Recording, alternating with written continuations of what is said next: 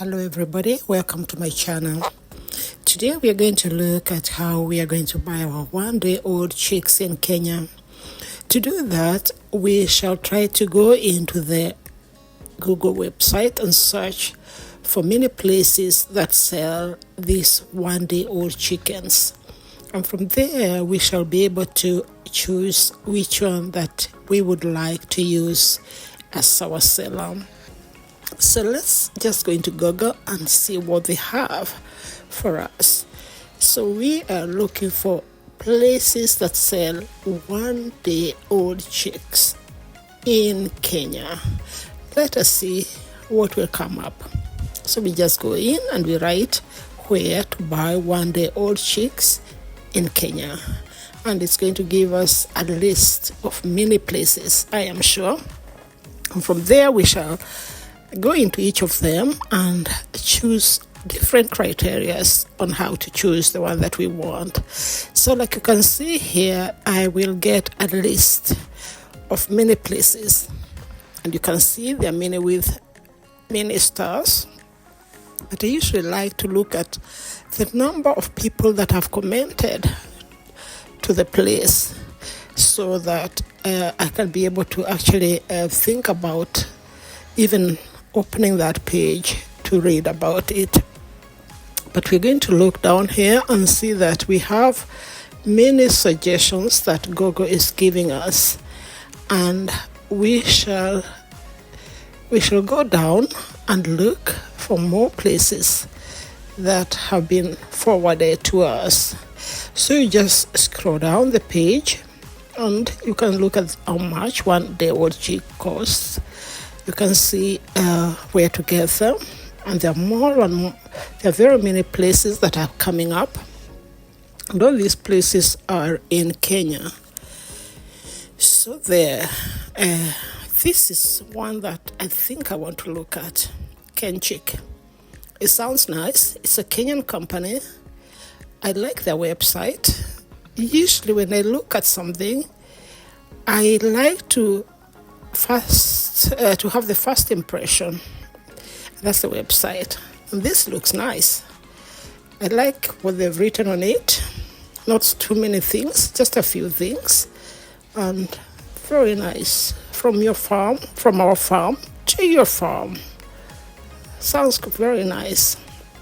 So let's see what Kenchick has for us. That's Kenya's finest something.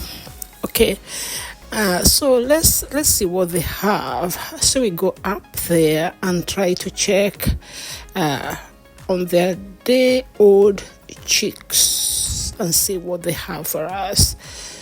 You can also look at their food and their corporate. But in the day-old chicks, we have products, learning hub, testimonials, talk to us.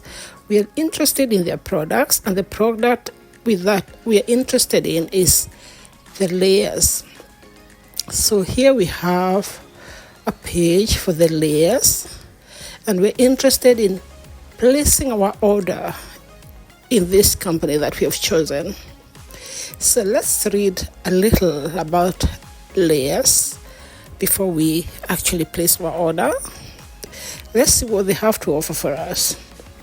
We see here they're telling us that the quality of their chicks, that they have a livability of 93.2%. That means that about 7% is going to die.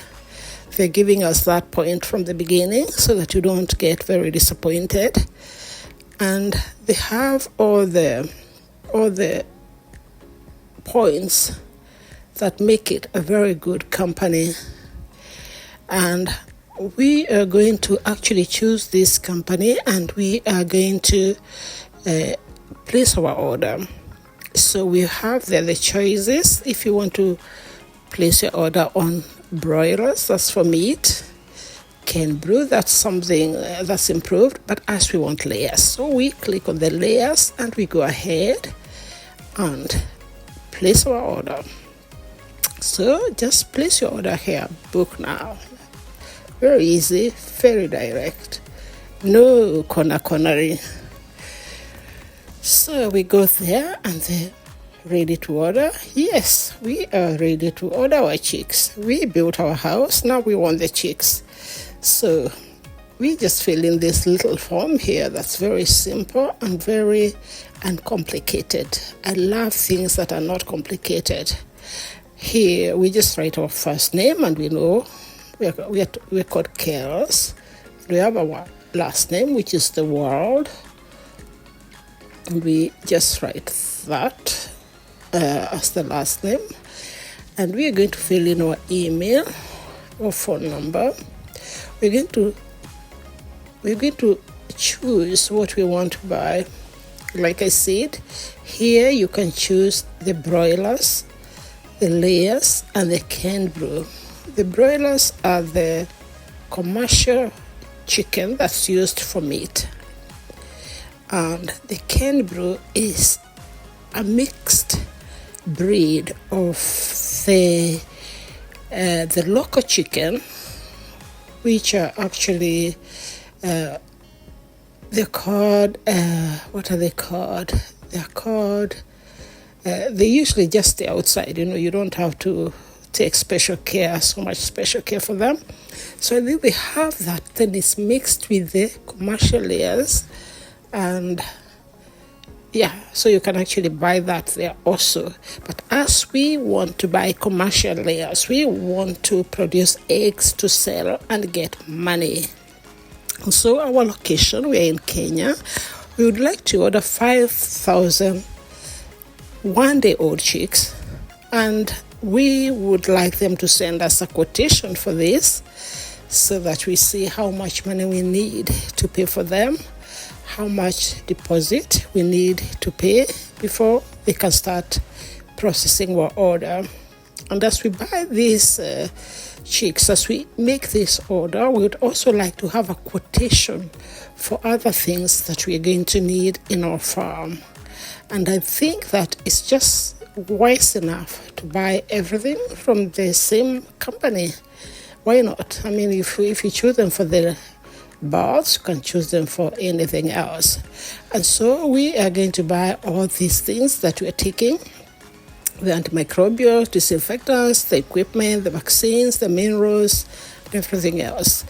These antimicrobials, they have different ones. So we will see that there's something called anticox that you need a prescription, and Ampromed. But we will just take on them and so that we can get the quotation. And then here we have the disinfectants, and they have very different types.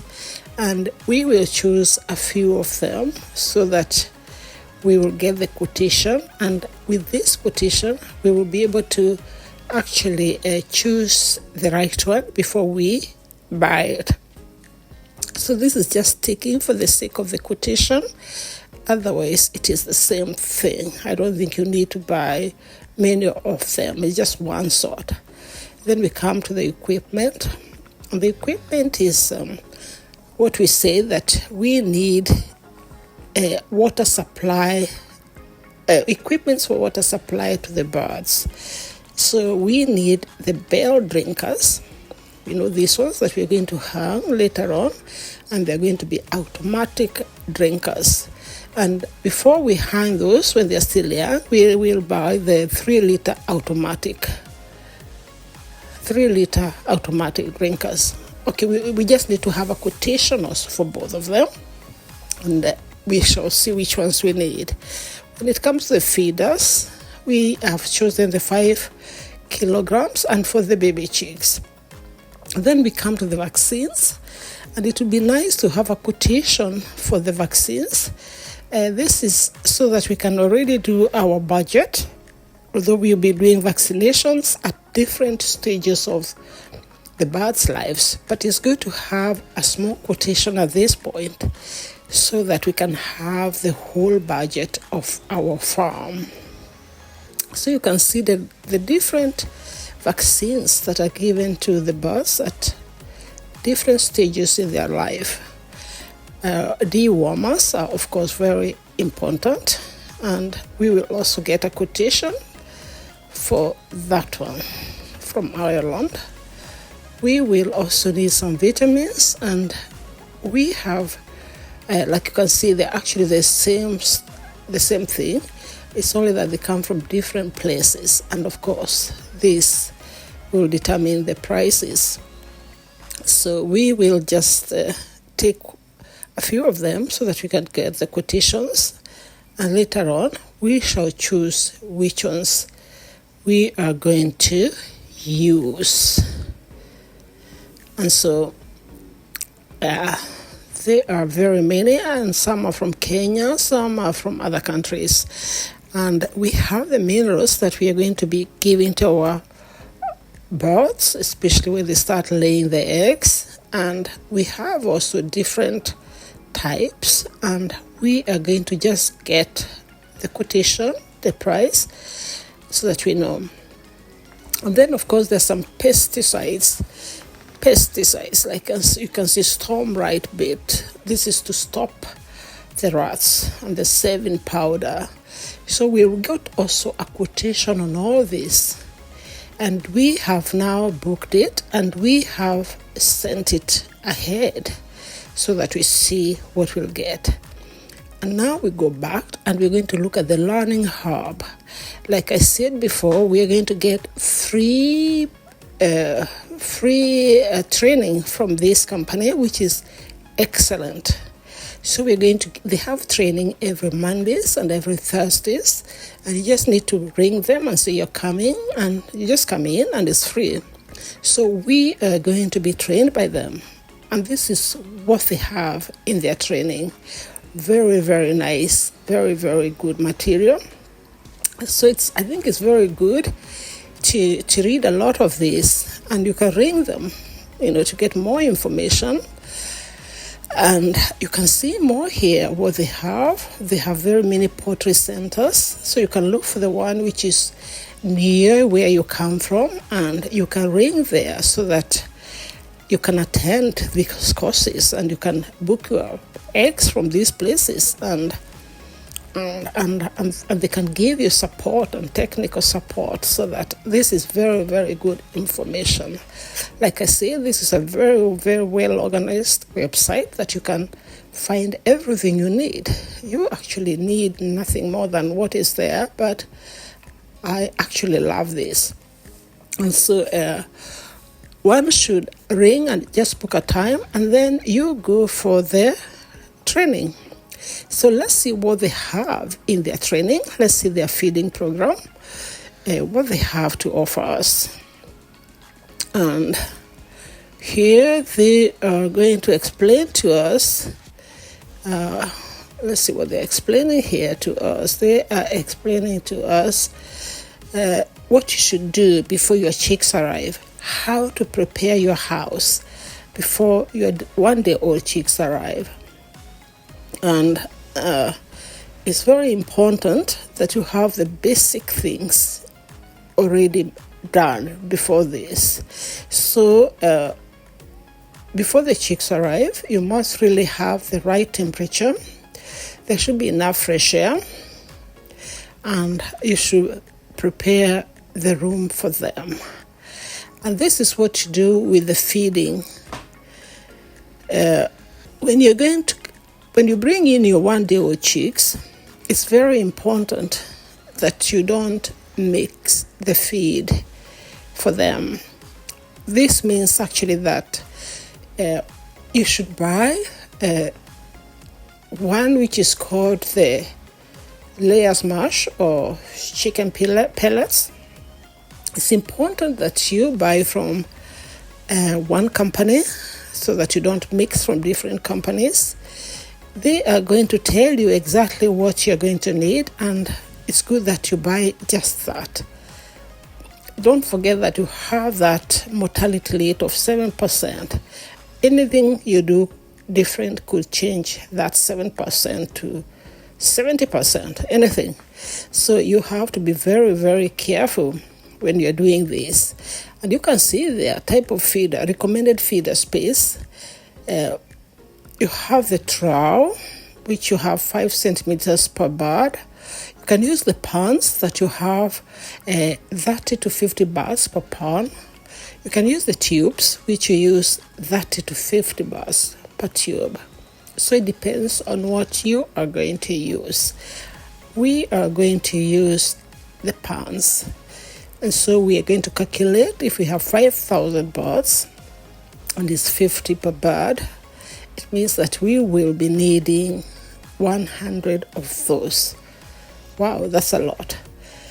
So that's what we will need to be able to feed our one-day-old chicks when they come, so that they all have enough space to feed.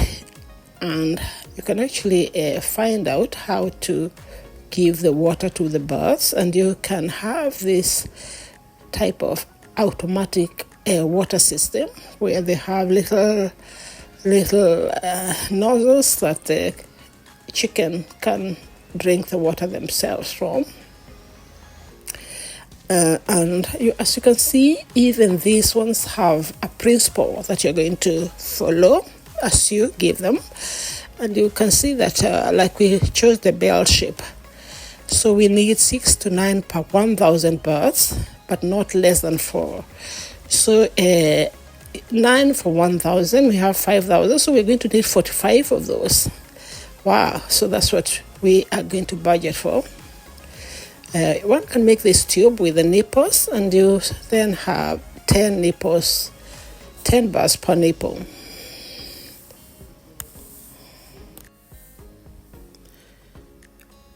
So we shall see what more we need to do in our learning hub, and we can go now to the health management to check up what you need to know about their health. And this is mostly about the vaccinations that we're supposed to give to our chicken. And so as you can see, Kenchick has introduced hatchery vaccination in all their stations. Of course, I think that it's better to have your chickens vaccinated for the first vaccines before you buy them. This is because it's usually a very complicated process, and they're very tiny. And of course, these people are skilled and they've done it for many years. And so they know how to do it better than we do. And it's actually very good when they concentrate the vaccination in the hatchery, because it improves the profitability to the farmers. It reduces the number of vaccinations that you have to do in the farm. It reduces the mortalities during growing, and there is very, very minimal contamination at the processing plant. And that is good for the farmers.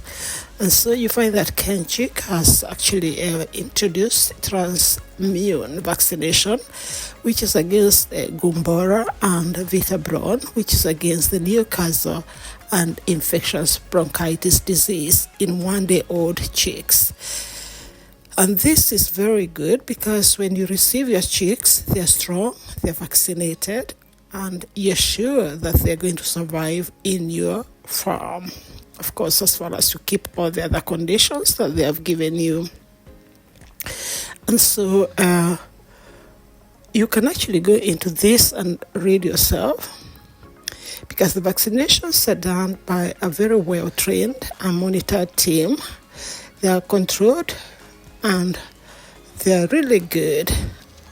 So you can just go in and check up this vaccination against the Newcastle disease, which is really a virus disease and is very deadly. So it's very, very important that you have this vaccine given to the chicken. It's usually given as an injection in the epithelium. So it's good to have someone, you can ring the support team to come up and help you to do this. And they usually will come and do it for you without any problem. Or you can even find a veterinary officer who can come and do it. But it's better to have those people who are experienced with so little bodies of the chicks, and they will help you. So let us see what more we need to know about the health, hygiene, and sanitation for the birds. And as we can see that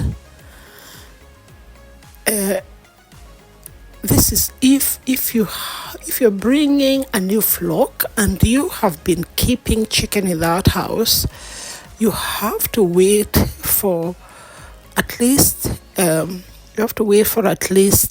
2 weeks or more before you can bring in the new chicks. And there's a very detailed routine on how you clean that house before you bring in the 1-day-old chicks. So when you remove the old flock, then you really have to clean all the equipments. You have to clean the ceiling, you have to clean the wall, and the litter with water. You have to, this will minimize the dust during the litter removal. So when you remove all the litter, you have to dispose it not less than 1.5 kilometers from the farm. This is because if it is infected with any bacteria or any virus, that will not be able to fly back because it will be blown by the wind back to the farm. So remember that you have to take it away 1.5 kilometers from the farm. That's really far. I think you might have to sell it to someone else, unfortunately, to get it away that far. But that's the criteria to make sure that if your chicks get sick, it wasn't from the litter that you have put near the house. It was from something else. And I think it's good that they give you these standards, because really they just want to make sure that livability percent that they've given you is adhered to, and they can keep it as they have promised.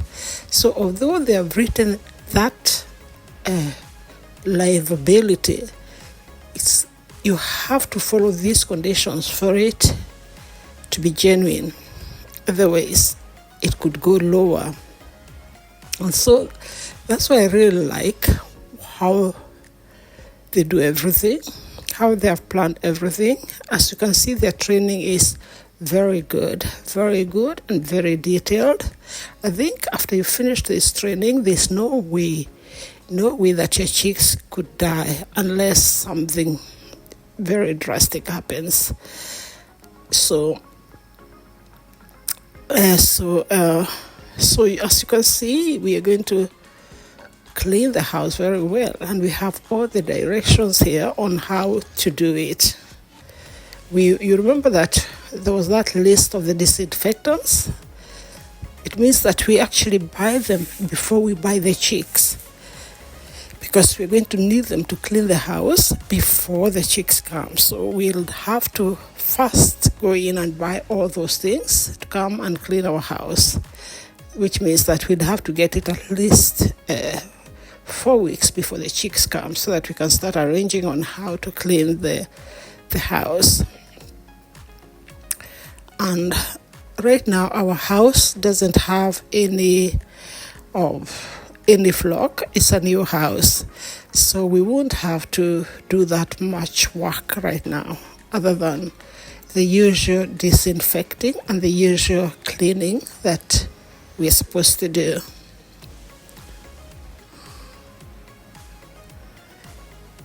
And here we're just seeing how the different types of disinfectants work. And so we can use hydrogen peroxide, which is actually quite corrosive on the metal parts. We can use alcohols, they evaporate and they're flammable. We can use the halogens, that's the iodine. Iodine is also corrosive, and I think it's actually quite, it's got a brown color. We can use the phenolics, the phenols. This is effective in the foot bath. It's got a limited action. So we'll see which one to use.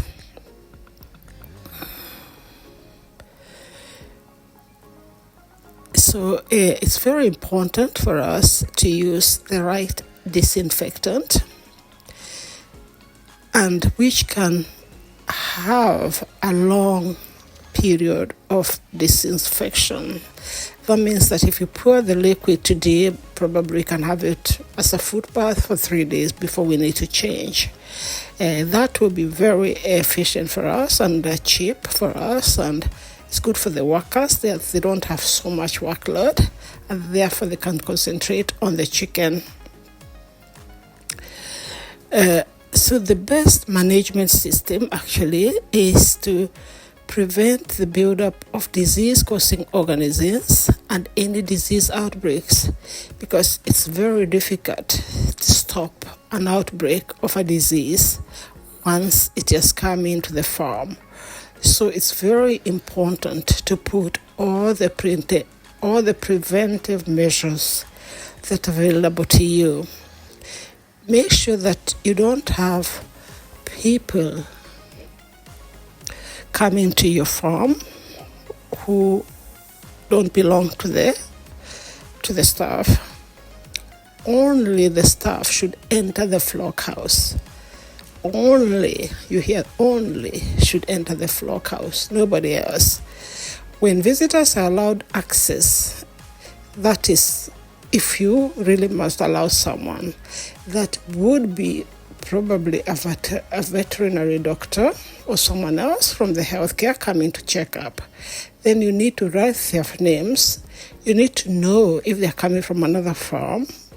You need to make sure that they put their feet in the foot bath. They need to actually put other clothes if they can, not the clothes that they came in.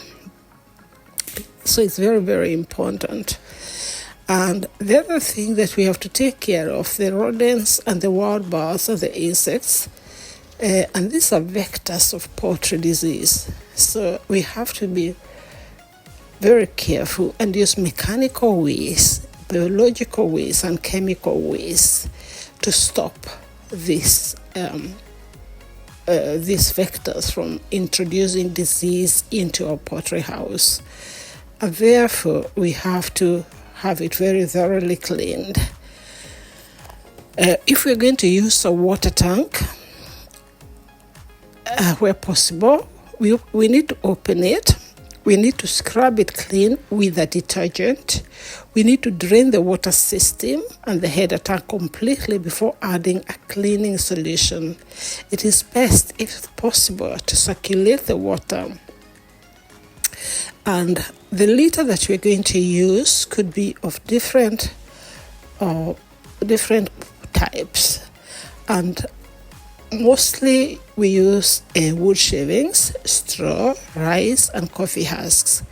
In our case, we are in an area where it's very easy to find wood shavings, and so these are the ones that we are going to use, because we have people with a lot of wood, and there's a lot of woodwork that happens around, and so we have a lot of this type of litter that we can always buy all the time. So 24 hours before the chicks arrive, everything that you have seen here should be ready in the brooder house. And we must have a visual inspection and, if possible, microbial culture to check if there's no bacteria or virus in the place. And therefore, after this, we can look at what else we are offered by this team and the placement. Let's see what they mean by the placement. This one, they mean that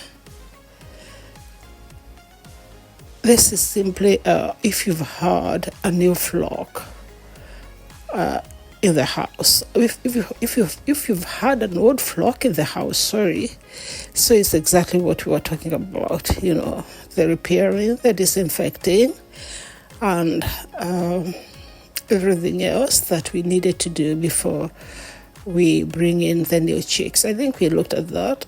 And so let's see what else they have for us in this learning hub, in this place. The brooding is actually the most important part of this project, because this is when you get your 1-day-old chicks and you're simply the mother. So this is the most important part in their livability. And so you can see what you're supposed to do there. You're supposed to have the temperature, the spacing, the ventilation, the feed, and the water ready at that time.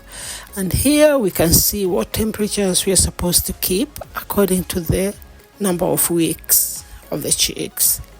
And like you can see, is that the temperature of the whole house is different from the temperature at chick level. A chick level means at the ground level where the chicks are standing, or the air which they're breathing and they're living in.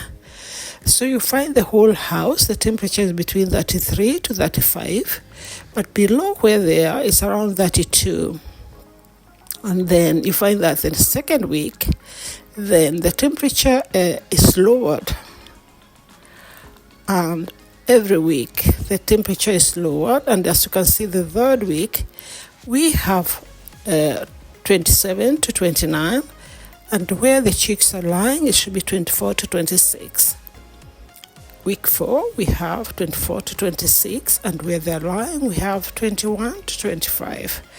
The temperature should be monitored by installing brooded thermometers at the height of the chicks. We can also check how the chicks are behaving to know what the temperature is. And so when it's very hot, then they will lie down prostrate with their head, neck and legs stretched out on the floor. They will have their mouths open because they're panting. They will drink a lot of water, which distends their crop and exercise. They move away from the heat source and seek cooler parts of the brooder. So it is essential for us to maintain the proper temperatures during breeding. Chicks which are chilled in the first day of life will be stressed, have increased mortality, get dehydrated, slow growth, and a higher incidence of ascites. While overheated chicks will be dehydrated, resulting in high mortality, runting, stunting syndrome, and poor flock uniformity.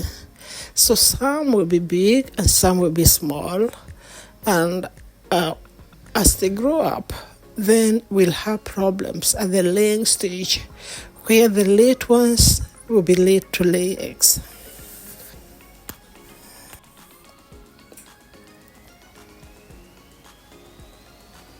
And so it's very important to keep all these things as they are written here, because it's very important that you follow that procedure so that you can have your chicks live every week, every 2 weeks, and you will see the good results. So let's see what they have to offer us next. And we can see that the brooding area should occupy 1/3 of the house during the first week of life. And so, as we said, we are going to build little circular houses. We're going to build them with plywood, which means that we're going to divide our house into three places. Three places. 1/3 of the house. 1/3 of the house the first week, and then we're going to expand it after every 2 days, and the birds should occupy 2 2/3 of the house by the time they're 14 days. So in 2 weeks' time, we have 2/3 of the house open for the birds. Only 1/3 is closed.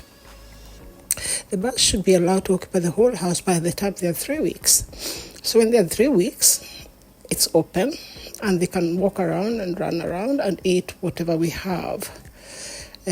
Proper spacing in the brooder ensures easy accessibility to feed and water, hence good uniformity. If there's congestion, of course, there will be a lot of stampede, and therefore there will be a very high mortality. At the same time, the chicks may not have enough feed or be able to feed because they're very crowded, and therefore there will be birds that just miss and they'll be stunted in growth. There'll be poor uniformity, and this will lead to more death. Or later on, when they come to the layering stage, then we'll have no eggs from these birds for a very long time, and that will not be good for profits, which we will be counting from the time they start laying the eggs. As you know, it's very expensive to keep these chicks up to this stage. They'll be eating, drinking, and there are people taking care of them, and they're not yet producing any profits. So until they start laying our eggs, and therefore that day will be a very important day for us in the farm. And so spacing is a very important part of this project. Our house is 2 stairs. We have a downstairs and an upstairs, and therefore we will be able to keep a lot of chicks. So we're going to brood them on one floor, and when they reach the 3 weeks, then we divide them into 2 and take some upstairs, and the other ones will remain downstairs. Well, it's quite a job to do, but we'll see when the time comes to do that. Ventilation. It is very important to keep proper ventilation, regardless of the cost of maintaining the brooder temperatures. Ventilation is important in removing the ammonia from the house and ensuring that the litter is fresh and dry, thereby reducing disease challenges. Chicks also need fresh air to grow and be productive. For proper ventilation, allow 1 foot minimum ventilation from the top. In high temperatures, open the curtains from the top and not from the bottom.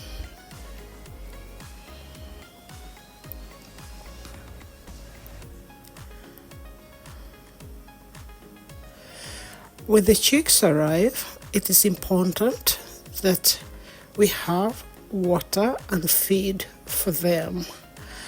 We have to handle them very gentle in the first 24 hours because they have stress from the transportation. It is very important to sample the birds after 2 hours and find out if they have water.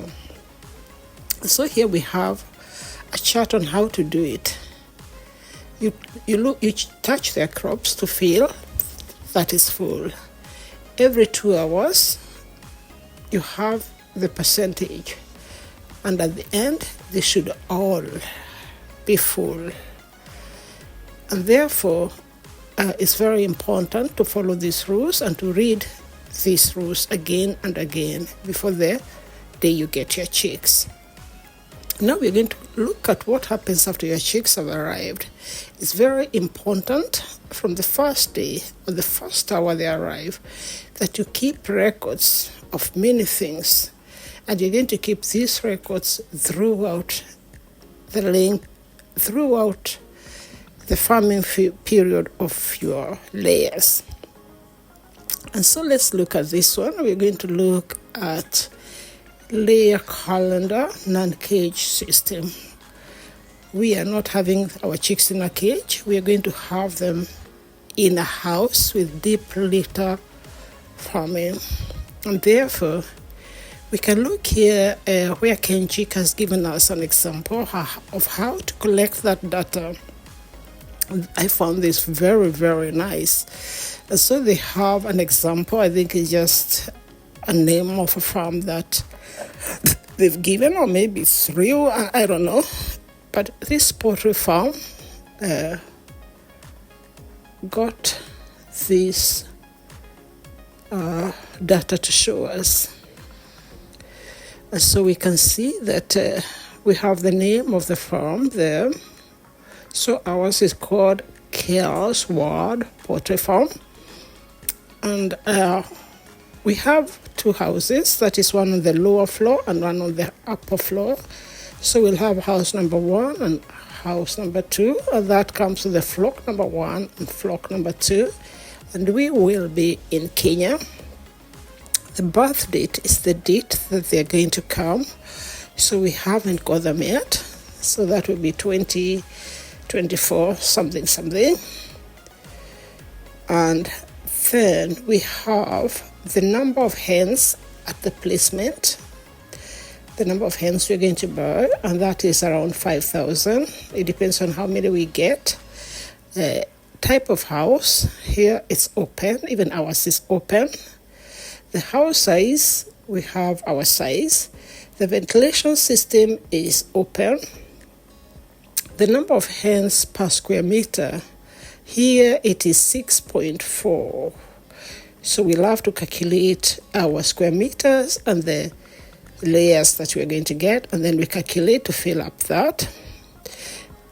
Number of nests, birds per nest. I'm not sure I know what that is. Nest, I'm not sure we have that. I don't know what that is. Okay, we don't have that. I will have to ask when we go for this course what they mean by the nest. And then we have remarks that we're going to put there. Then we're going to have the feeding system, and we are going to have the same pan feeders, and then later on we'll have the automatic feeders. And so here we are seeing, there are two different farms here. One poultry farm, and then the one is mango. And they have a chicken breed that is called Highline Brown. So that's the chicken breed that they have. And here they have after 20, that's at 19 weeks. Yeah, okay, so let's go. This we are looking at the weeks actually. So we are looking at week 17. At week 18, we are looking at the daily data input, and actually, like you can see down there's also an output data week, output data period, and the graphics. So we'll be putting all this in a computer so that later on we are able to make graphs just using these numbers. And as you can see, we're going to start with light stimulation around week 18 to 19. Because now they have started to lay their eggs. And that's why we have to start the light stimulation. And then as you can see, if the feed is changed, the number of eggs are counting. We have a few deaths that we are reporting. Everything is being reported in this chart, and as you can see, it's very, very good. This is excellent work that we are going to be doing following this Kenchik example of keeping our records. This is something that will help us to know if something went wrong, why it went wrong, and how to avoid it. We're going to see about our feeds. We're going to have people, technical support, and they can see from our records what we are doing right, what we are doing wrong, what we should keep doing, what we should stop doing, and we hope that we'll be able to actually show you from our real farm when these figures start coming in. This will be a very exciting moment in our farm. You can see that even the eggs are graded into second grade. We have the egg weight. Here we are going to look at, here we have actually, I think it's a compilation of everything without the details. And so, therefore we have the mortality in percent, the week, the accumulated mortality, that's in the whole week. Then we have the feed per hen per day. And then we have every week. This is the output data. The other one was the input. So you can see here that we can see everything that happens every week. And we can look even at the weight of the eggs and the feed per hen. And this is excellent. This is very good. Let's put the output data period. This we have many weeks together, like period 0, that was 17 to 18 weeks. And we have the mortality, the percentage, and how much food they've eaten, and how much per hen. And after that, we are able to put all these numbers into figures. So I hope that we will learn how to just click on our computer and we can get these figures. And from here, it's much easier to understand the graphs, how much food we have given them, and how their weight has changed every week. Here we can see how much food we have given them, the water and the feed ratio. And here we can see how much feed we have given them, and the egg mass and the FCR. And here we can continue with these graphs and study much more about our chicken. So thank you so much for being with us. Please don't forget to subscribe, to like, and to comment, and to be with us in the next video. Thank you. Bye.